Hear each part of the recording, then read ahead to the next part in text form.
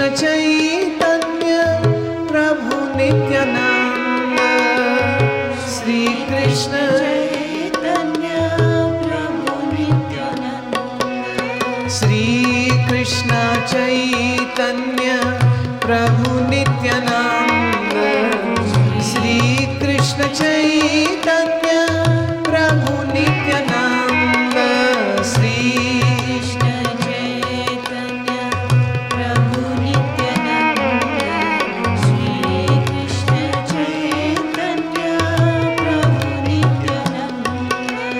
श्री कृष्ण चैतन्य प्रभु नित्यानंद श्री कृष्ण चैतन्य प्रभु नित्यानंद श्री कृष्ण चैतन्य प्रभु नित्यानंद श्री कृष्ण चैतन्य प्रभु नित्यानंद श्री कृष्ण चैतन्य प्रभु नित्यानंद श्री कृष्ण चैतन्य प्रभु नित्यानंद श्री कृष्ण चैतन्य प्रभु नित्यानंद श्री कृष्ण चैतन्य प्रभु नित्यानंद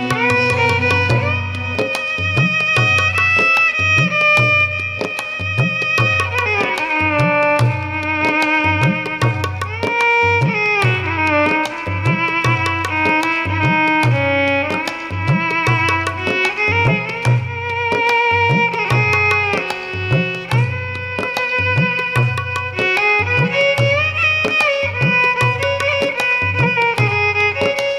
नित्यानंद श्री कृष्ण चैतन्य प्रभु नित्यानंद श्री कृष्ण चैतन्य प्रभु नित्यानंद श्री कृष्ण चैतन्य प्रभु नित्यानंद श्री कृष्ण चैतन्य प्रभु नित्यानंद प्रभु नित्यानंद प्रभु नित्यानंद प्रभु नित्यानंद प्रभु नित्यानंद प्रभु नित्यानंद प्रभु नित्यानंद प्रभु नित्यानंद प्रभु नित्यानंद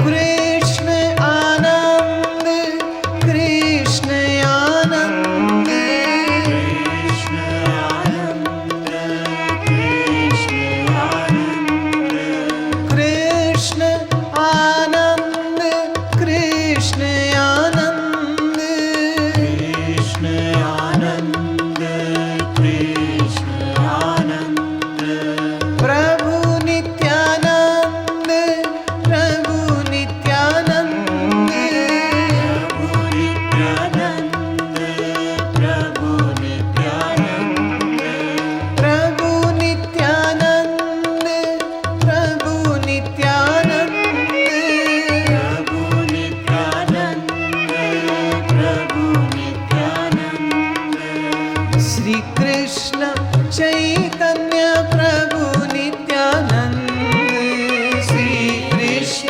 चैतन्य प्रभु नित्यानंद श्री कृष्ण चैतन्य प्रभु नित्यानंद श्री कृष्ण चैतन्य प्रभु नित्यानंद श्री कृष्ण चैतन्य प्रभु नित्यानंद श्री कृष्ण चैतन्य प्रभु नित्यानंद श्री कृष्ण चैतन्य प्रभु नित्यानंद श्री कृष्ण चैतन्य प्रभु नित्यानंद श्री कृष्ण चैतन्य प्रभु नित्यानंद श्री कृष्ण चैतन्य प्रभु नित्यानंद श्री कृष्ण चैतन्य प्रभु नित्यानंद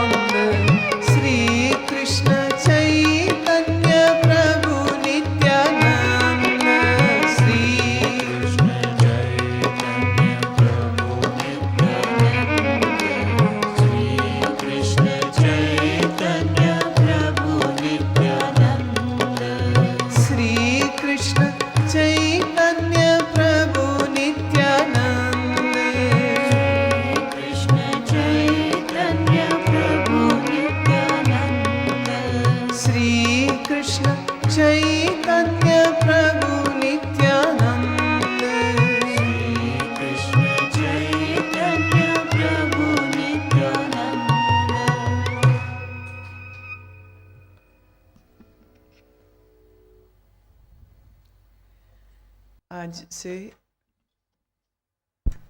16वें अध्याय का आरंभ होता है।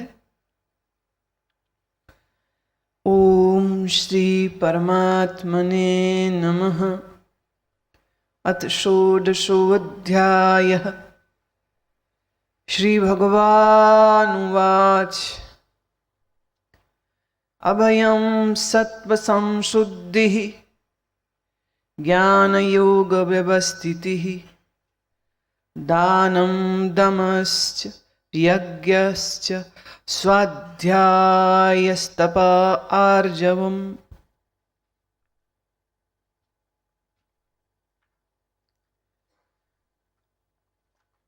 15वें अध्याय में बात यहाँ तक पहुंची थी कि हमारे अंतःकरण में दैवी संपदा और आसुरी संपदा, ये दो तरह की संपत्ति हो सकती है, दो तरह की गुणवत्ता हो सकती है।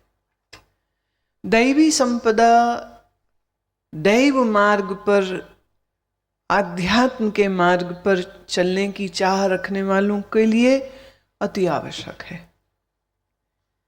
या यूं कहिए, दैवी संपदा is the basic ingredient with which the dish of your spirituality will be cooked.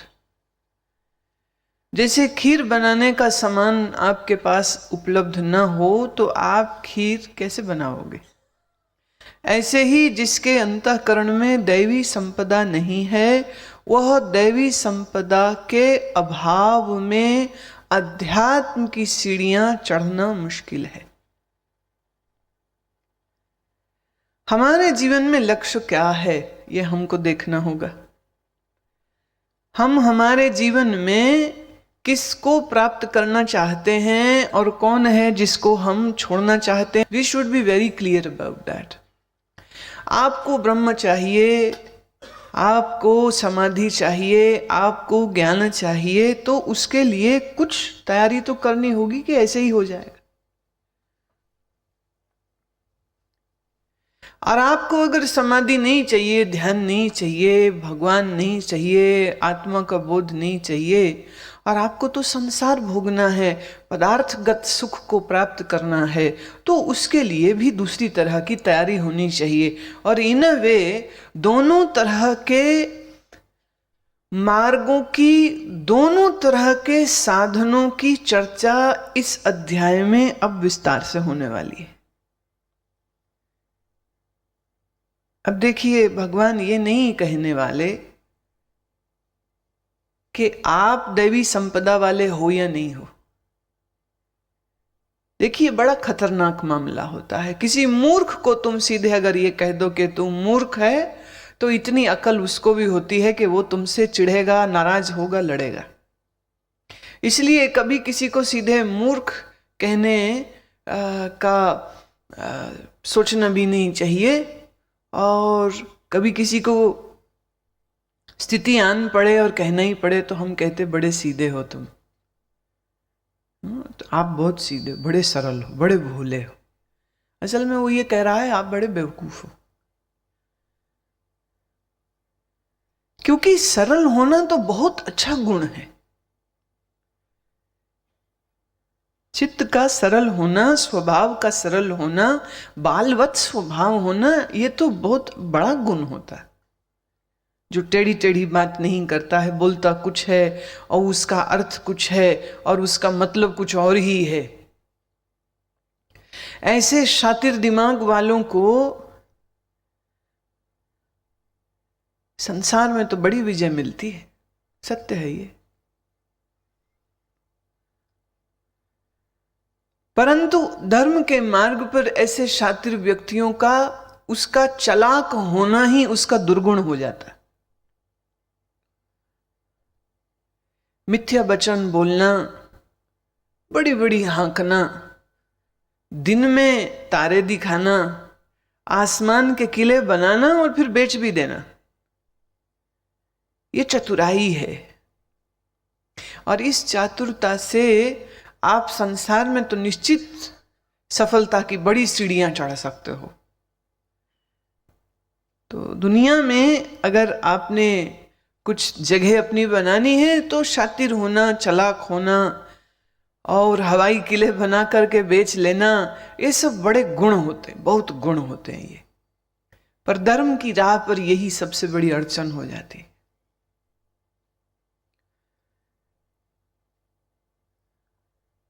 Gurbani में एक बहुत सुंदर शब्द आता है, चतुराई किने न पाया।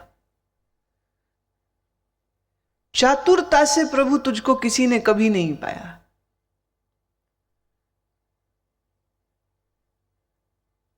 चतुराई न पाया किने तू सुन मन मेरे।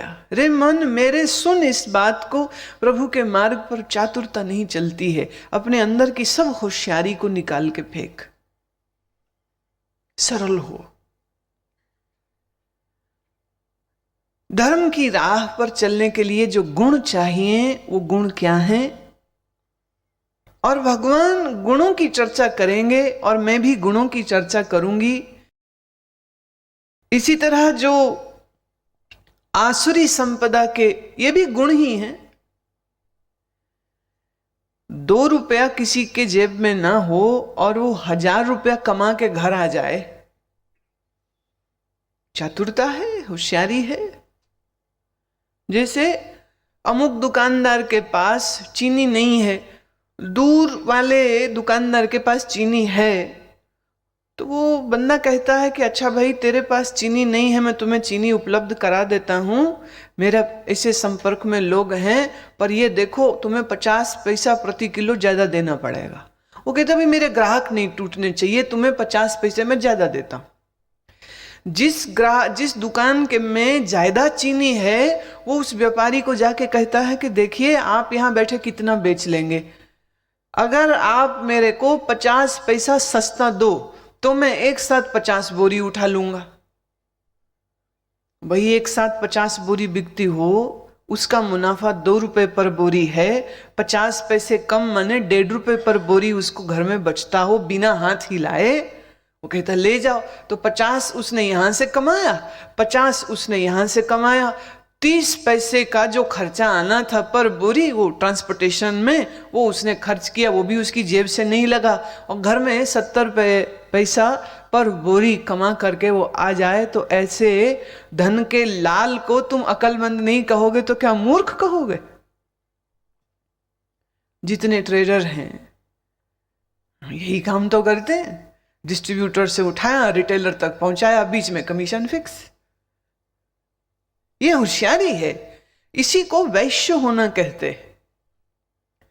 वैश्य जानता है कि धन का उपार्जन कैसे करना है और कैसे धंधा किसी और का, माल किसी और का, मेहनत किसी और की, उसने सिर्फ यहां से वहां पहुंचाया है, बस इतना ही काम उसने किया।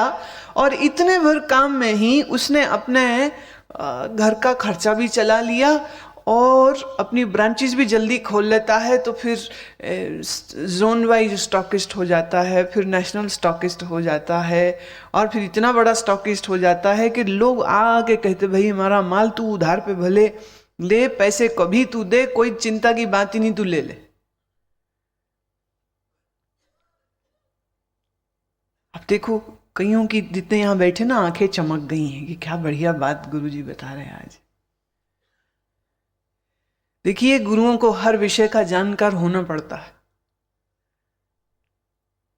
हर विषय में जानकार होना पड़ता है, और उसी के बलबूते पर तो आपको हम पकड़ पाते हैं ना। जिन जिन की आंखें चमकी धन की इस चर्चा को सुनते हुए, वो सिर्फ इस बात का संकेत मुझे दे गए कि उनके अंदर धन की चाहना कितनी बड़ी। कईयों के तो मुस्कुराहटें आ गई थी। क्या बढ़िया बात है।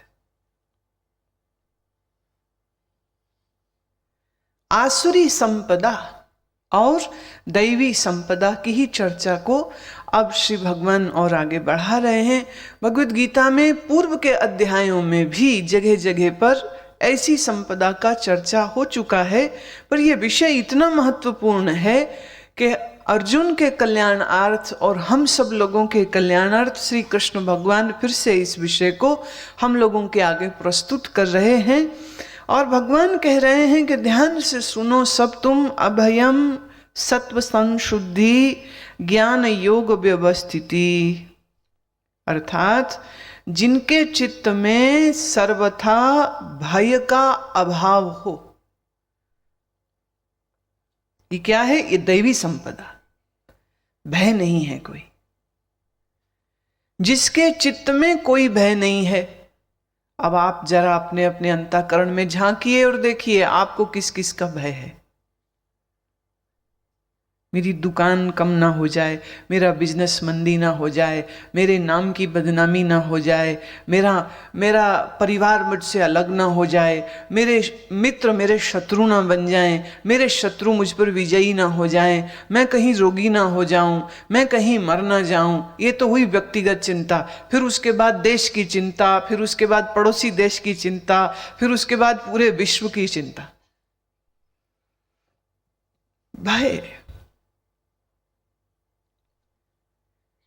भय के इतने स्तर हैं और भय के इतने तल हैं तुम्हारे मन में कि कुछ एक चीजों के विषय में तो आप जानते हो कि भय है, पर बहुत सी चीजों के विषय में आप जानते भी नहीं हो कि भय है। उदाहरण देती हूं। मान लीजिए आपको कोई 300-400 फीट ऊंचे रेलवे के पुल पर खड़ा किया जाए और नीचे बह रही नदी में कहें छलांग लगाओ, लगा पाओगे?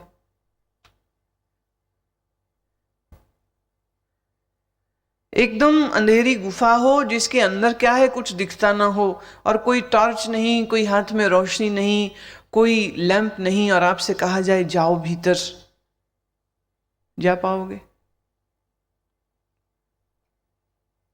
किसी को ऊंचाई से भय है, किसी को जल से भय है, किसी को सर्प से भय है तो किसी को छिपकली से भय है, किसी को चूहे से भय है तो किसी को अपने ही स्वप्नों से भय है, किसी को शत्रु के घात का भय है और किसी को तो ऐसा भय होता है कि वो नींद में नहीं जा पाते, दे कांट स्लीप। भय के ही अलग अलग फॉर्म्स, फोबिया, मैनिया बन जाते हैं। जो साधक है उसके चित्त में भय नहीं होता। तुम्हें बहुत जागरूक होकर के ढूंढना चाहिए कि आपके अंदर क्या भय हैं, और उन भयों से अपने आप को सामना करवाइए ताकि आप अपने इन भय के ऊपर विजय प्राप्त कर सके। और अभयम सरलता से उनको हो जाता है जो इस बात को समझ लेते हैं कि मृत्यु तो एक ही बार आनी है, 2 बार तो आनी नहीं। सो वह अपने आप को ईश्वर के हाथ में छोड़ देता है, वह अपने आप को परमेश्वर के हाथ में छोड़ देता है और निश्चिंत हो जाता है। प्रहलाद जी की कथा देखिए ना, कितनी बढ़िया। पिता ने कहा था कि विष्णु का नाम लेना छोड़ दे, और उसने कहा ये मैं नहीं छोड़ सकता। तो डराते हैं हिरण्यकश्यप, कभी उनको पहाड़ से फेंक देते, और जब प्रहलाद को पहाड़ से धकेला जा रहा था तो कहते हैं उनके माथे पर कोई शिकन नहीं थी, उनके माथे पर कोई भय नहीं था, वो चिल्लाए नहीं, वो चीखे नहीं कि मुझे मत फेंको, मैं मर जाऊंगा। उन्हें कोई डर नहीं लग रहा। बड़े शांत भाव से वो पहरेदार तो सोचते हैं कि जैसे किसी अपराधी को जब वो फेंकने जाते तो वो चीखता चिल्लाता, पैर रगड़ता, पर प्रहलाद तो कुछ नहीं करे, बड़े आराम से चुपचाप चले जा रहे हैं। पहाड़ी के सिरे तक खड़े हो गए, और उन्हें जब आंख उठा करके देखी तो कहते सूर्य अस्त हो रहा था। सूर्य की लालिमा से पूरा आकाश इतना सुंदर था, और सूर्य के इस सुंदर दर्शन को करते करते में कब प्रहलाद को पीछे से धक्का दिया परवाह ही नहीं। वो तो भुवन भास्कर सूर्य का सौंदर्य देखते देखते ऐसे मुग्ध हो रहे थे कि जब वो शरीर उनका नीचे गिर रहा था तब भी आंखों से जब तलक देख पा रहे थे वो उसी को देख रहे थे। बढ़िया बात यह है कि जब आप अपने शरीर से भय के कारण जब लड़ते हैं आप, तो ही चोट लगती है। कोई आपको धक्का मारे और आप उसके धक्के को पी जाओ, माने आप बचाने की कोशिश ना करो, बल्कि जो आ रहा है प्रेशर उसको भी अपने अंदर ले लो, तो चोट नहीं लगती।